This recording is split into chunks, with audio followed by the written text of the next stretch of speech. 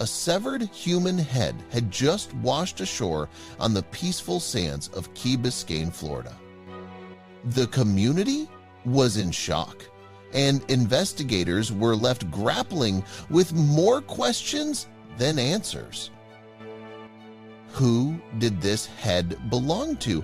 Was this the result of a violent crime or something even more sinister? As helicopters circled overhead and detectives scoured the shoreline, the reality set in. This was no ordinary case. But to truly understand the magnitude of this horrifying discovery, we need to rewind and take you back to where it all began. But first, if you're new here, please hit that like button, subscribe to our channel, and turn on notifications so you never miss a gripping story like this one. Let's go back to the quiet, sunny morning that started it all. It was just after sunrise on a Tuesday, and the soft glow of the sun was beginning to light up the pristine sands of Key Biscayne. The air was filled with the sound of gentle waves lapping against the shore. For the beach maintenance worker assigned to that stretch of coastline, it was supposed to be a routine shift. Little did he know that his life was about to change forever. As the worker, an older man named Carlos Alvarez, raked through the sand, he noticed something bobbing in the shallow water. At first, he assumed it was a piece of driftwood or a large fish. But as he moved closer, the object became clearer. His heart sank as he realized it was a human head. The sight was so surreal that for a moment, he froze in disbelief. Carlos's hands trembled as he fumbled to call 911. The operator could barely understand him through his frantic breaths, but she quickly dispatched police to the scene.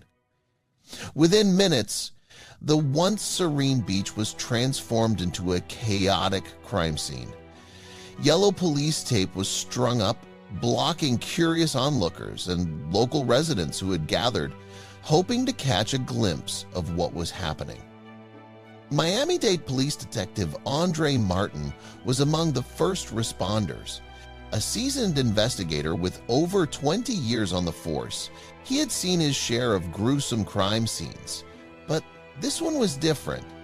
The severed head, partially decomposed and covered in seaweed, appeared to have washed ashore with the early morning tide. It was the kind of scene that would haunt even the most hardened detectives. The head was carefully placed into an evidence bag and sent to the Miami-Dade Medical Examiner's office for analysis. But as Detective Martin surveyed the scene, he couldn't shake the feeling that this was just the beginning of a much larger mystery. With the heads secured, investigators began combing the area for more clues. A team of forensic experts scoured the sand, looking for anything that could lead them to the identity of the victim. But despite their efforts, no other body parts were found.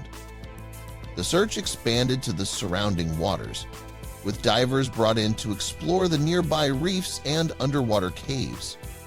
But once again, they came up empty-handed. Meanwhile, the medical examiner's office began its work to determine the cause of death. Dr. Emily Sanders, a seasoned forensic pathologist, was tasked with examining the remains. Her preliminary report was grim. The cut was clean, she told Detective Martin over the phone. This wasn't caused by a propeller or a marine animal. Someone used a sharp object, like a knife or a saw. The revelation sent chills down Martin's spine. This wasn't a tragic accident, it was murder. But without a body to match, they were left with more questions than answers. The clock was ticking, and the pressure to solve the case was mounting.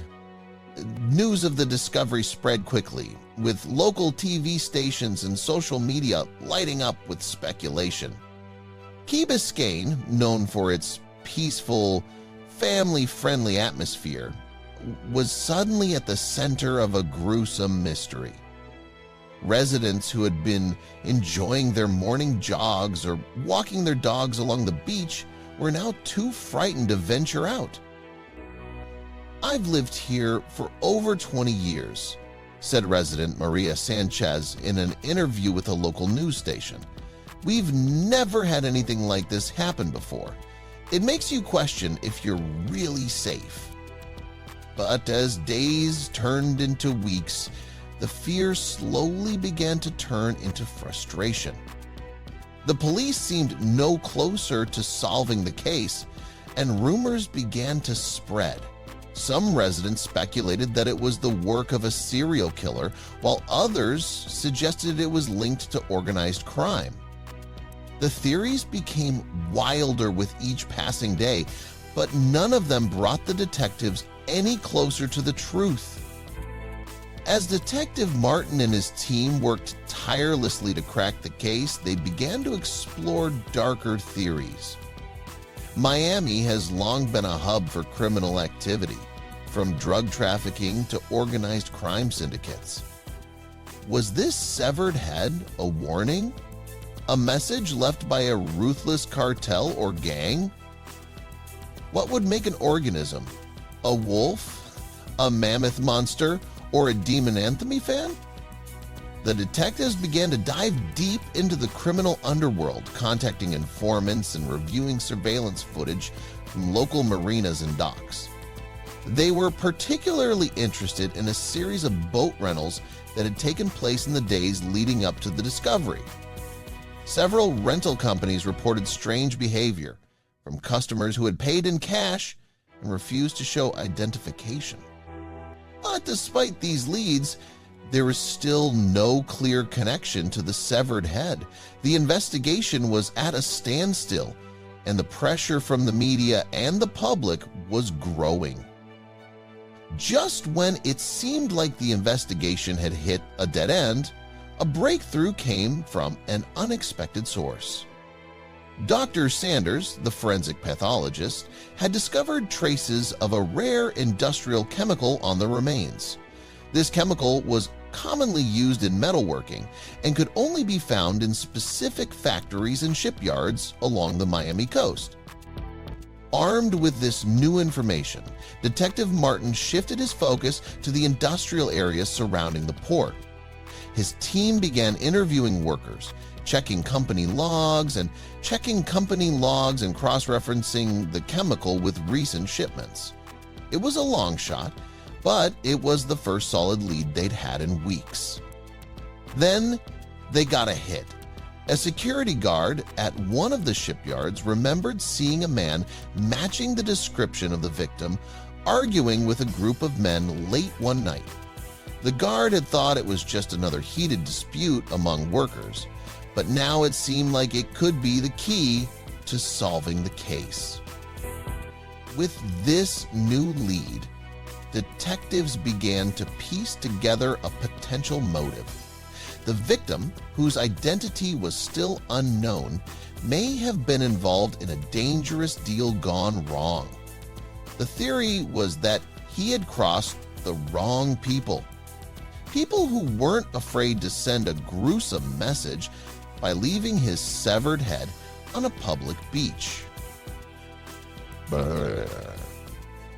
Detective Martin dug deeper into the victim's possible connections, tracing phone records and interviewing witnesses. It turned out that the victim had been involved in several shady business deals with ties to offshore accounts and illegal trade. But just as they were closing in on a suspect, the case took another unexpected turn. Late one night, Detective Martin received an anonymous tip. The caller, who refused to give their name, claimed to have information about the head that had washed ashore. "Meet me at the old marina at midnight," the voice said, before hanging up abruptly. Against his better judgment, Martin decided to go alone. When he arrived at the marina, it was dark and eerily quiet. As he waited, his nerves on edge, he couldn't shake the feeling that he was walking into a trap. Suddenly, a figure emerged from the shadows, tossing a sealed envelope at Martin's feet before disappearing into the darkness. Inside the envelope were photographs, gruesome images of the victim being tortured, along with names and addresses of those involved. It was the break they needed. The photographs provided enough evidence to obtain warrants and make several arrests. The suspects, part of an organized crime ring, were taken into custody, and the investigation finally began to piece together the full story of what had happened to the victim. Months after the severed head was first discovered, the case was finally closed. The victim was identified as a construction worker who had been caught up in a dangerous web of crime and betrayal.